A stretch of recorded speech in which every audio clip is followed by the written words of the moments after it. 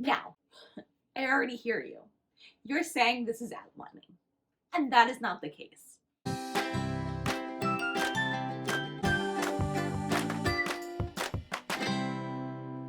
Hello everyone, welcome back to my channel. My name is Riley K. Jones. I'm a writer, teacher, and author tuber, and today we're going to talk about goals. Specifically, beginning, middle, and end goals, and how they apply to every kind of writer. Even, yes, you in the back, a pantser. So I saw this discussion happening online the other day that pantsers, they don't want to outline at all, and I totally understand that. So a pantser is when you write by the seat of your pants. You don't really have a big plan. You're just writing for the sake of writing. You're writing a story, and you don't really sit down to plot out a story. However, there are some tools that I want to pass on to every writer out there that applies to everyone, including pantsers. When I saw this discussion online, the argument was that pantsers don't need outlining or any kind of goals ever. They don't need that, they just need to write. And I agree with that to a degree. My argument is that all writers have goals. Whether you sit down and map that out or if it's just an idea percolating in your mind, you have a goal in mind. Whether you are a plotter, a pantser, or some hybrid in between, typically this is your beginning, middle, or end goals, or your 3-act structure. Now I know I'm making a big claim here that writers start with goals in mind. Whether that is as simple as main character falling in love with character A, or main character saving the world or destroying the world. Maybe there's a theme that is involved, whether that's like approaching topics like pollution is destroying the world and we need to save the planet from said pollution. Or your theme could be disregarding your pride and having some humility. When approaching these topics, you might have that end goal in mind, that happily ever after, or saving the world from pollution. Or you might be starting at the beginning, where you have this idea: a lone robot is the only one left functioning on a deserted Earth, and he is cleaning up, but somehow he falls in love. Or a young woman who society is telling her she needs to get married and maybe doesn't really want to, ends up falling in love. No matter which direction you're starting in, beginning, or that end goal in mind, you have that end goal. You have it. That is your end goal. In most case scenarios, you might have the beginning and the end. You may have that beginning where the character is forced to get married and she doesn't want to be married, but ends up falling in love. You see where I'm going with? We have the two things. Some pantsers may just start there with either goal and feel good to go. They're like, we got it, I'm just gonna go writing. However, this is where I want to warn you, as all writers, no matter what kind of a writer you are. Story structure is universal. Whether you are following the Freytag's pyramid, the 3-act structure, or even John Truby's 22-beat story structure. All stories will in the end have a similar structure: beginning, middle, and end. They all follow that train. Now, pantsers, I do not want to scare you off thinking that you have to write an outline to have a book. No.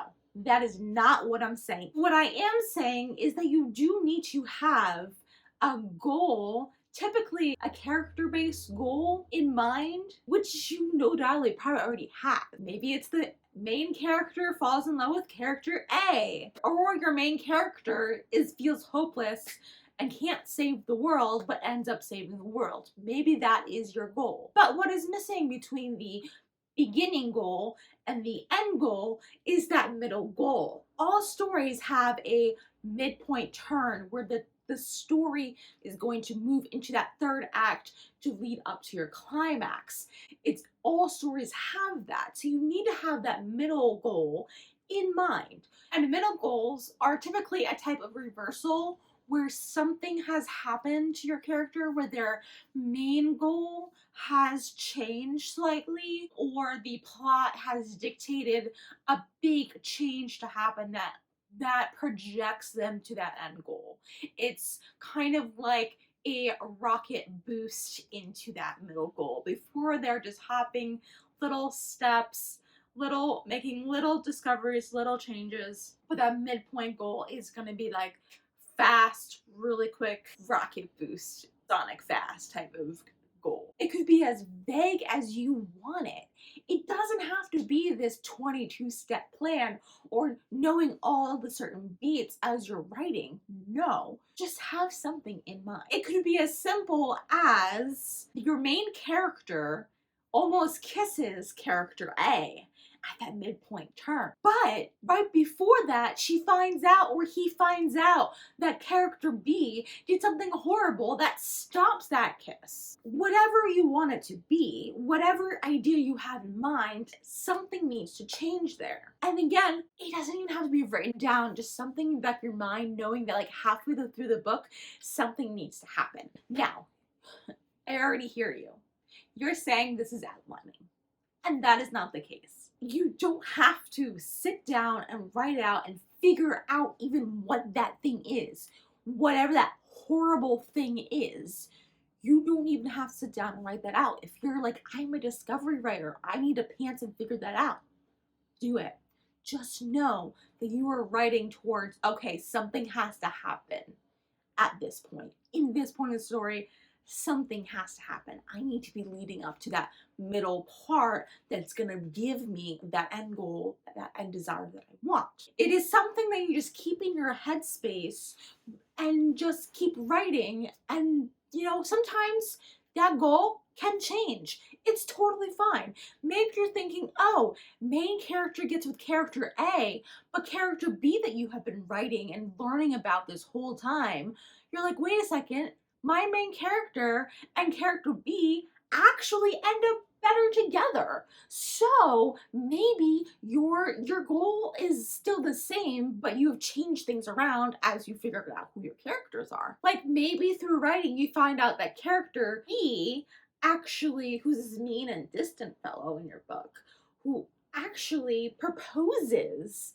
and finds love, like starts to have a crush on your main character, proposes in the midpoint turn, and your main character's like, what? But I was like in love with character B, and then finding out, oh, character B did do something horrible to her, and then we have a whole new thing, and you're like, oh, this is my goal after all. Sound like any book that you might know? No? Just me? Okay. It's something that, you know, you are playing with and you're figuring out, and it can change at any time, but just knowing that, okay, this is my end goal, and maybe my end goal will change as I get to know them. It's just good to have an end goal in mind while you're doing things, so that way you can start leading up to those things. My point is, I understand you pantsers out there. I myself just was a pantser through and through. I never outlined a single book. I always had some sort of end goal or end twist in mind. I only looked at the beginning, the premise, and that end goal, and that was it. I never looked at my character goals either, and that's something I think that every author should do. Every writer should be looking at your character goals, what they want, what they need, what they desire. Because remember, characters are the story, not necessarily the plot. And then I looked at those manuscripts where I had the beginning and the end goals, but my plot never went anywhere because there was never that middle goal that would change things and make things more interesting. It just ended up being the same scenarios on repeat with characters, and I would write thousands and 100,000s of words to these manuscripts, but the story wasn't going anywhere and it wasn't interesting. It was the same thing happening over and over again because I never had that middle goal that said, aha, this is a game changer. Now we see that character B is falling in love with the main character, and main character is liking character B more than she's liking or he's liking character A. But as I was learning and discovering my characters, it was okay that yes, I had repeated things. Yes, I was learning about more of my characters.